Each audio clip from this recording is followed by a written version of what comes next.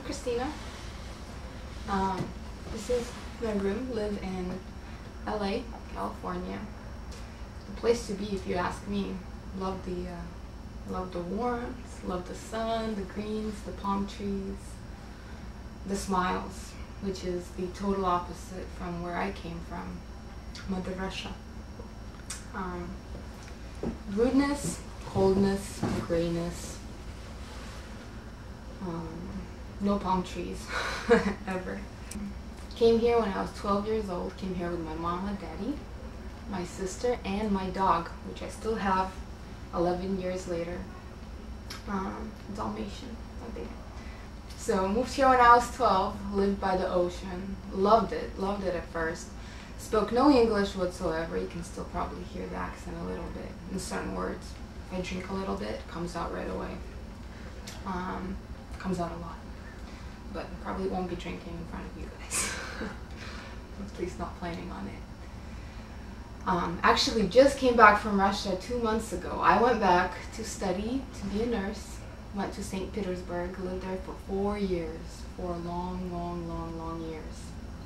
It's funny, everybody goes to America to study. I do the opposite. Found a fiance there. Everybody comes to America to find a fiance. I go to Russia. Yeah. Strange, I know. Good fiance, good school, got my diploma. So, we'll be working soon, hopefully. Gotta pass the exam. Gotta be studying. Not studying at all. Well, every now and then. Very hard to study. Very hard to study in America. Actually, it was pretty difficult to study in Russia too, so it's just probably me. So, the ESL teacher was a great guy. Loved him. He would get me out of classes.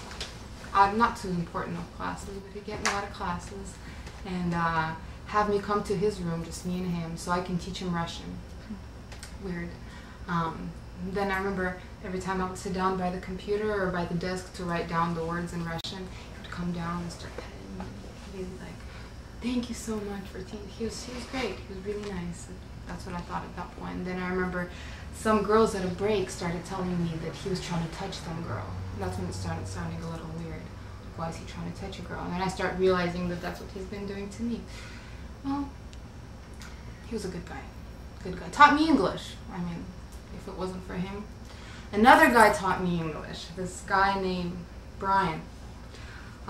Went to YMCA when I was like 12, 13 years old. The YMCA had this huge crush on a lifeguard who was like twice as old as me.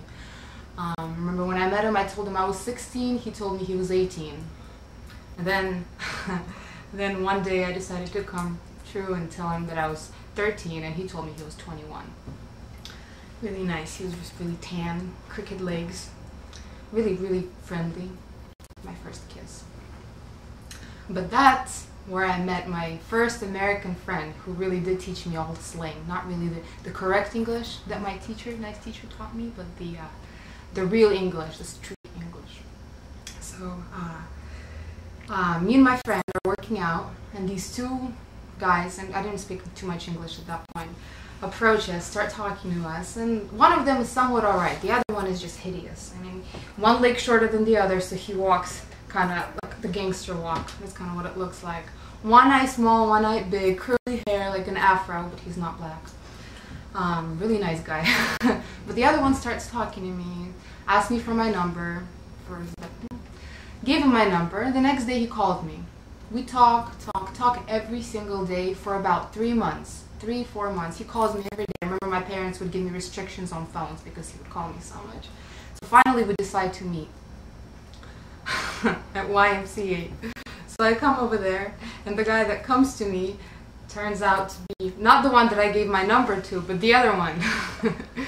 Turns out later on I found out that he stole the number from the friend, called me, pretending to be the guy, but it was too late then on, so became friends. We're still friends 11 years later, barely see each other, but he's great. Taught me English, really did. We talk every day because I didn't have any American friends, nobody to talk to really.